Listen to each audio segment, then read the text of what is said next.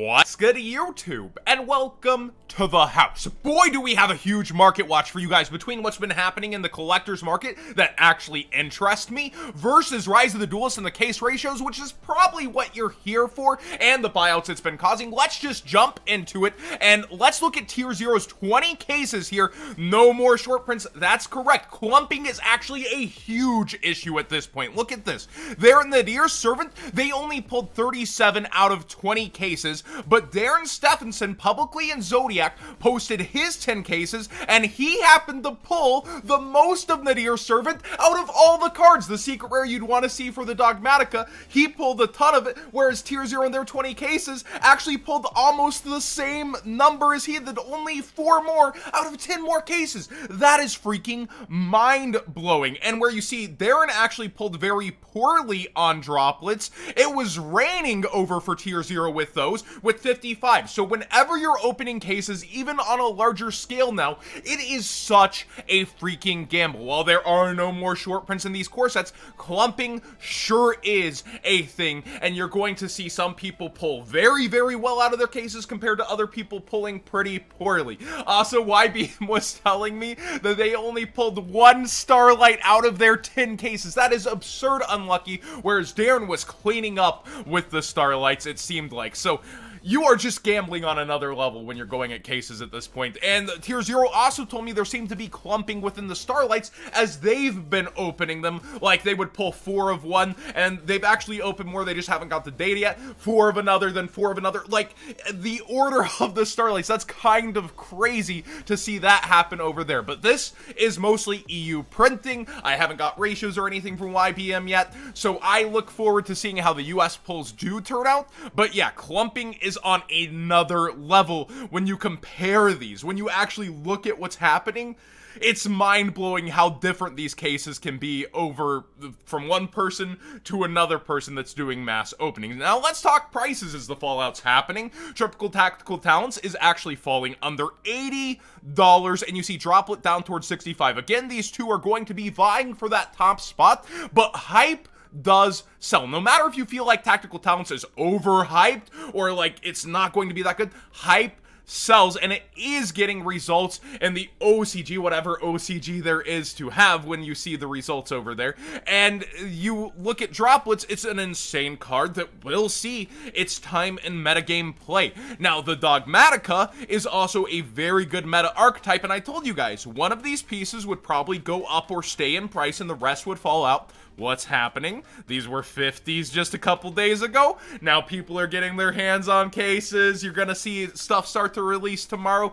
They're allowed to sell it OTSs, and then the next day everybody's allowed to sell. This isn't even the bottom out of the market. This is competition ramping up. But you are seeing way more sellers on these and less sellers on the Dear Servant. The card you want to play 3 of is a Searcher, and then Ecclesia hanging on at 15. A lot of people thought she would go up from 18, down a little, but actually I thought she'd be 12 by now, so she's doing pretty good for herself. And the Noble Knight stuff, oh so affordable and sweet, which is causing other stuff to go up. Renowned is up towards 30. It actually had spiked a little bit up past this, and you see that Immortal Phoenix Gearfried is also towards 25. Now the thing about these two is Toon Chaos is re-releasing with an unlimited wave towards the end of the month. I still don't know an exact date. I actually have to get my hands on that, but I know at some point during this month we're going to see unlimited Toon Chaos, and a lot of people are going to be throwing their money at the Mega 10, so that may go understated in terms of what's going to be open, and people aren't going to be as hyped to go after unlimited collector rares. But you will see the population of these cards go up, and when supply goes up versus the demand, which has also gone up a little, you get this mix of where will it land? Nobody knows, but I think you'll have a chance to get these cards cheaper than they are at. But when you have the deck being way cheaper than people thought, the harder to get pieces were naturally going to get sought after. So let's see what Unlimited Toon Chaos brings. I don't know that I'd be buying into this hype yet. Now, you guys need to go to Horny Jail. Really, bonk. Straight up bonk. DT Dark Magician Girl, this is the buyout for the ages. Going up towards 24, 25, you can see some people had thick collections of this to post back on market and were ready for this buyout.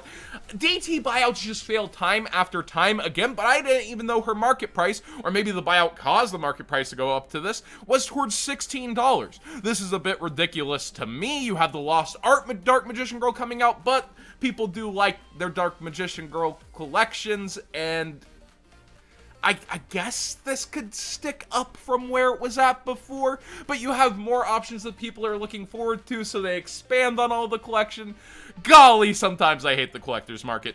Crush Card Virus is something that came up in a conversation on the Discord yesterday. I was telling people, like, I don't think Red Eyes Dragoon will be above $30, and then it would be ridiculous for a card to be above $30.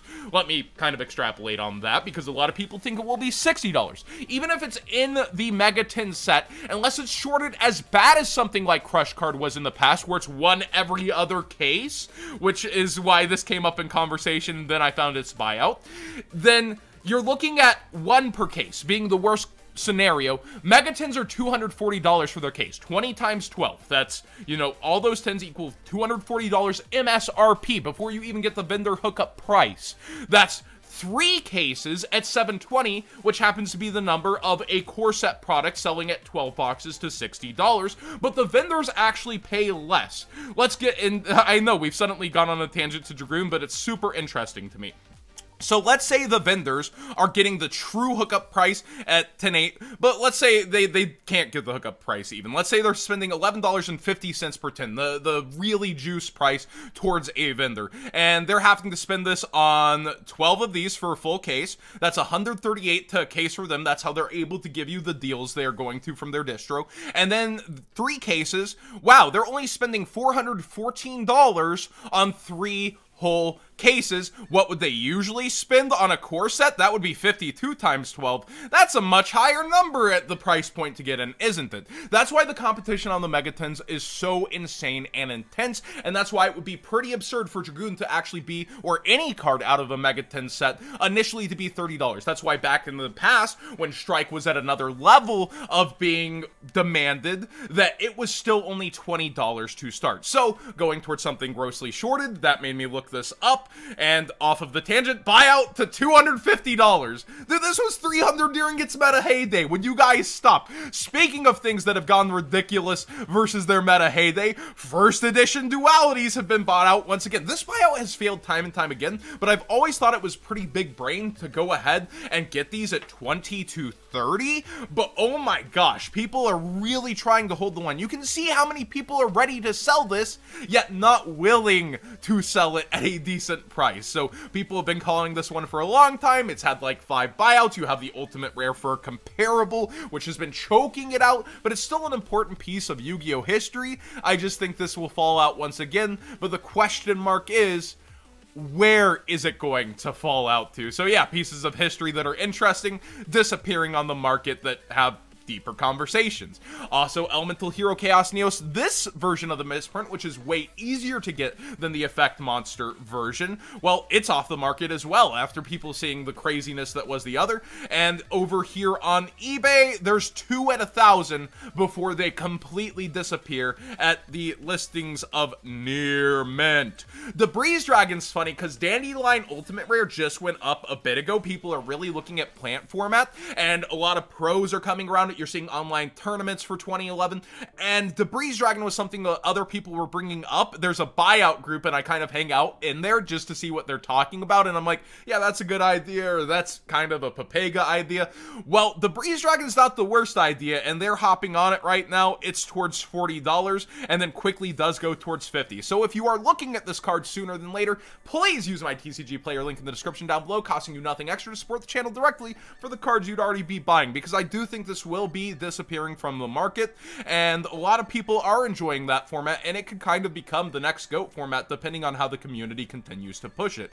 Also, speaking of past formats, this came up in the Discord that Trap Dust Shoot Supers had disappeared, and every single version is going up. So if you're looking at playing other past formats, start looking at a lot of those cards sooner than later, because Dust Shoot is something that didn't really think about. Like Metamorphosis only has a couple printings. This has very few more printings, and the holofoil slash upped versions with DT have kept the commons cheaper up until recently, but now those are gone, as are a lot of cards. And finally, a little bit of a penny stock that you guys might be interested in. Toy Vendor has been moving upwards, and you want to play, you know, multiple of these, I would assume 3 of these things, within your Fluffle decks, and it is going up in price. It's a deck I certainly enjoy. It hasn't, like, skyrocketed or anything, but you're seeing the cheaper copies of this, only holofoil from Fusion Enforcers going up. This is its highest rarity, and it's something you should consider having if you're interested in the deck at all, because you're going to slowly start to piece together this deck,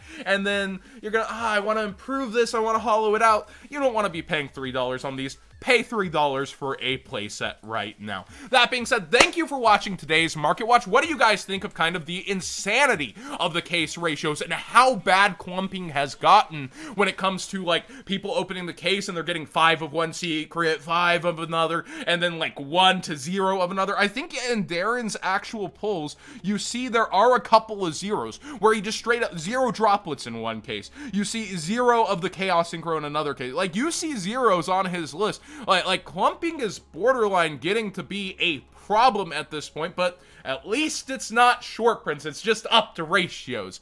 Please subscribe if you haven't already, give this video a thumbs up if you enjoyed the conversation, and again, really, let me know what you think about Rise, the prices, the ratios, and what's going to happen in the next couple days as more of this hits shelves versus the actual people that were waiting, jumping in, spending their money. The next 3 days is probably the best time to buy, but I could see a couple of things starting to flood off the market even with the release of a core set, depending on what happens.